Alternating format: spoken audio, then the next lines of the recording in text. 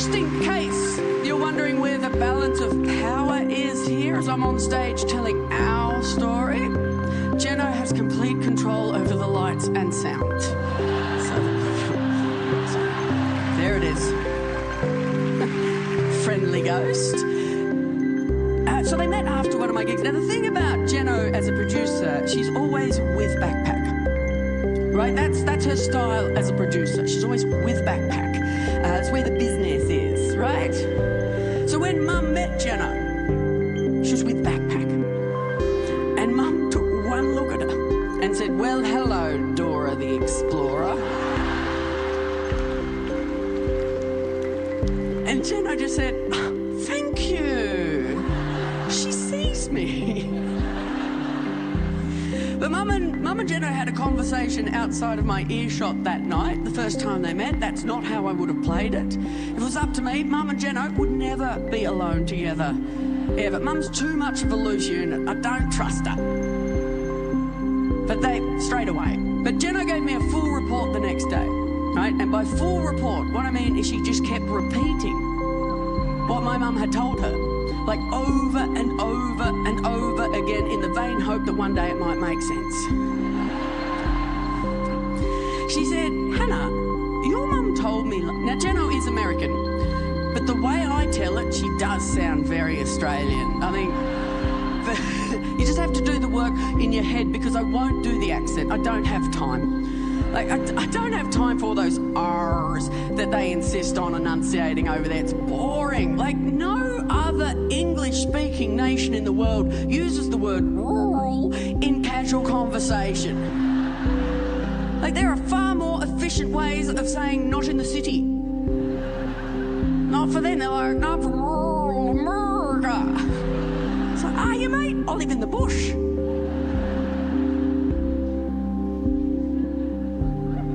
Jeno finds an R in my name. Hannah.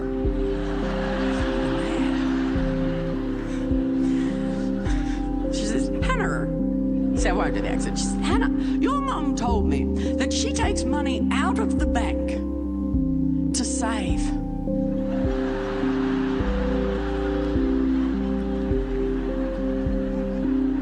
For teeth. Hannah, she takes money out of the bank to save for teeth. Hannah, are you listening? Hannah, your mum takes money out of the bank to save for teeth. Hannah, you know that's three separate ideas. They don't relate. But they do in your mum's head. Hannah, she takes money out of the bank to save for teeth. Hannah, that doesn't make any sense. And I'm like, I know. I've been hearing about my mum's dental saving plan for years. Every pension day, she takes a cheeky 10 or 15 out, puts it in the special drawer. She said, because if I leave it in the bank, Hannah, I'll spend it.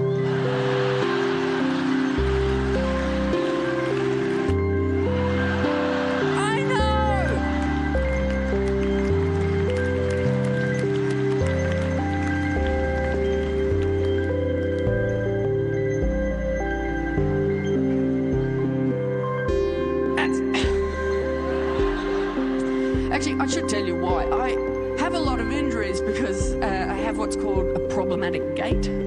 That's what the doctor called it. The doctor called it a problematic gait. He wasn't a gynecologist, not that kind of gait. It's very different, very different. That's why I can't sleep with men. No. That's how I proposed. I was actually having a panic attack when I proposed. Why not? What a time to be alive. But Jeno said this thing that she always says to me when I'm having a bit of a meltdown, right? She said, don't panic. Which on its own is bullshit. Don't say that. If you see someone having a panic attack, don't, you're panicking? Have you tried not? Like, that's bullshit. But it's what Jeno says next that brings it home. She says, don't panic. Who do you want to be? And my brain hears that and it's like, oh, because in my brain when I'm having a panic attack, I'm going, what do I do? What do I do? What should I do? What am I supposed to do? What's the right thing to do? What do I do? What do I do? What do I do? And she said, stop. Who do you want to be? And my brain hears that and just goes, oh, a game? I love games. Panic's over. I am that simple. And on this particular day, she's gone, who do you want to be? And I've gone, your wife. I know. I agree with you.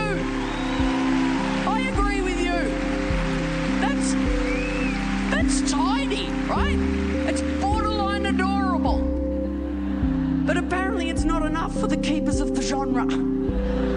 Keepers of the proposal genre want proof of a plan. They want a bit of effort, right? They want some context in the story, and I cannot give you that. If I was to paint any more of a picture than I've just given you, no good. No romance. There was a death. And I'm not going to go into it because this is a feel-good show. But just so you know, it's there. This is a feel-good show. It is a feel-good show. This is not a trap. I'm not doing that thing I'm famous for. I lull you into a false sense of security, like, oh, this feels good. And I go, no, don't feel good. Feel bad. Go home. Feel worse. That is not what's going on here. This is a feel-good show. Or is it? No, it is. It is.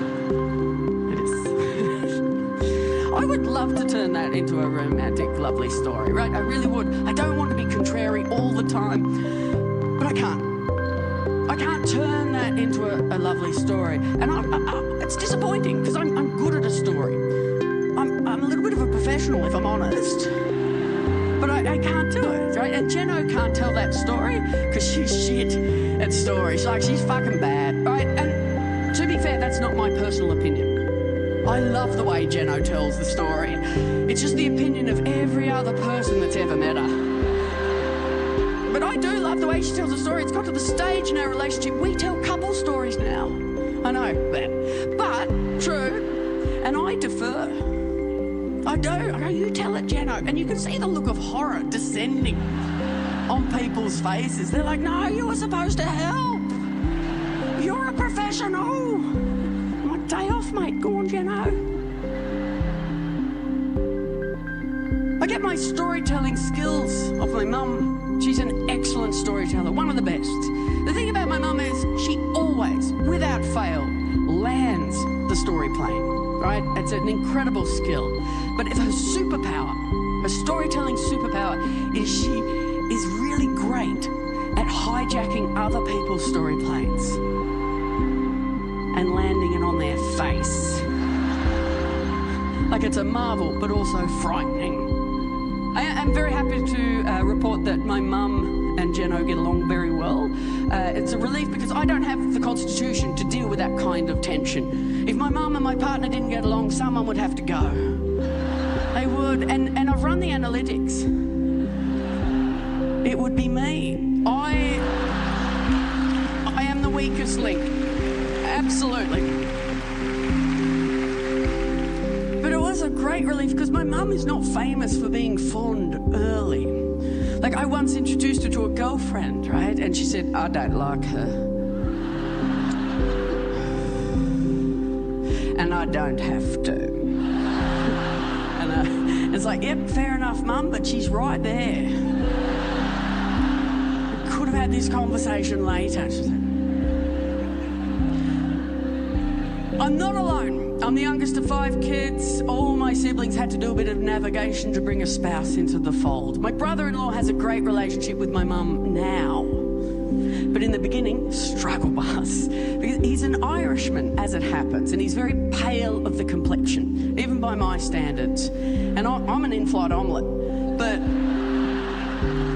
But he's a translucent potato. Like, it's amazing. And Mum took to calling him Casper. And once she worked out that he didn't like it, she dug in. For a good couple of years, he's like, I've got a name. And she's like, I don't know what his problem is. Casper's the friendly ghost. Just like a fact and a threat, all wrapped up in one. But Mum and Jeno, they hit it off immediately. They met after one of my shows. because fun fact, Jeno is my producer. And she's right there. I remember when my mum got her first ever pair of false teeth. It was a very unsettling time of my life. I was a teenager, and when she got them, they were too big, right? And for whatever reason, she just didn't get them tightened up for a good couple of years. So they just rattled around. So whenever she became animated, the top rack would drop down and just completely transform her face. Like, she would be angry, and then she'd break out in a big, beautiful smile.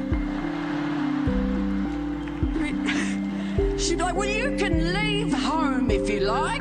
You're not welcome here.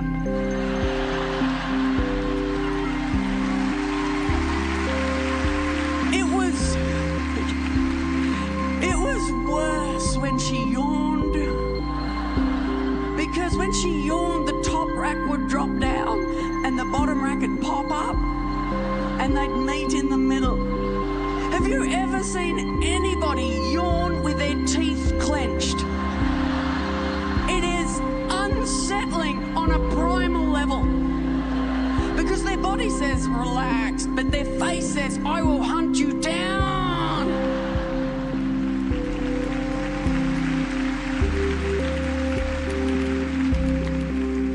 She likes Jeno. She said, I like her. She's not a dickhead. Which is the highest of praise. I had to ask my dad what he thought because he's not a whistleblower, you know, not on his own feelings. So I asked him, that deserved more, but you do you. Whistleblower on your feelings. I like that. We'll probably edit it out because it got nothing. And this is about how you feel about the show. I'm not attached. Okay, we got that. I said, Dad, what do you reckon about Jeno, right? And he said, oh, yeah, oh, anyway. What's your mother reckon? I'll probably go over. Dad can't tell stories. That is a thing. My dad is the worst storyteller. At the same time, my mum is the best. And one of my favourite sports is watching my dad try and tell a story in front of my mum because it drives her spare. You can just see her vibrating, waiting for the first opportunity to hijack his story plane. But the thing is, you cannot hijack my dad's story planes because they never get off the fucking ground. Never. It's like, oh, I don't know if I told you the other day, I went to the shops to get some milk, you see, but I'd gotten up at about 7:15. Usually get up around 6:15, 6:45, give or take, but I slept in a couple of nights early. I'd had a bit of a disrupted sleep because Margaret rang up and it's a bit unsettled, and you never catch up the sleep the next night. It's always a couple of nights later, so I slept into about 6:45 thereabouts, and which meant by the time I went to the shops to get the milk, you see, the school traffic had hit. My word, I reckon what they're doing is they're trying to avoid the backlog on the main road there, and they're coming up past our place there, and I reckon they're all doing that, and the main road's empty. There's so many of them. And you can just see Mum, she's just like, will you shut up? And Dad's like, I'm trying to tell a story. So that's not a story, Roger. That's just a list of facts you've remembered on your way to being a very boring man. Brutal. But Dad doesn't get too upset. He's like, oh, anyway, how about a cuppa? I've got some milk. He's a very mild-mannered man. Very mild-mannered. My parents' parenting style was very much bad cop, asleep cop. That's how they rolled. Dad never raised his voice at us kids. He's very quietly spoken. He only ever really raised it once, and it was so shocking, I'll never forget it.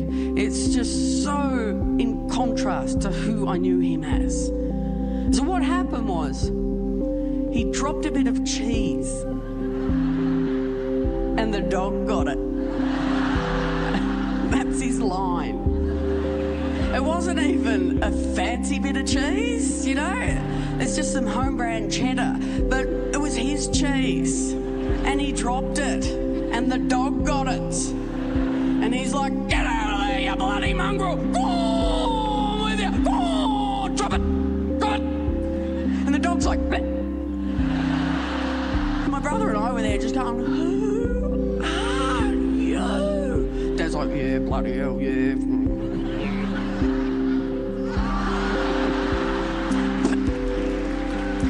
I've got to spit it out. We'll probably cut that out. Been touring this show for a year. Every night, I'll commit to that. Swallow the pretend cheese. And my mind's going, no, it's been on the floor. But it hasn't. It's not real. I don't think it matters. I can't pretend swallow the pretend cheese. That's probably why I can't sleep with men.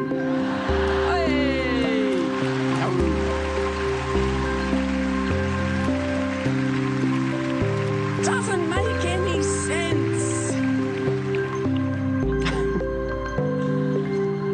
I had a lot. My worst breakup, I did the breaking up, and it was really bad because it didn't take. Like, I broke up with my girlfriend and nothing happened. Everything just remained exactly as it had. It was like reverse ghosting. It was very intense. Right? I was so shocked it took another week to have another crack.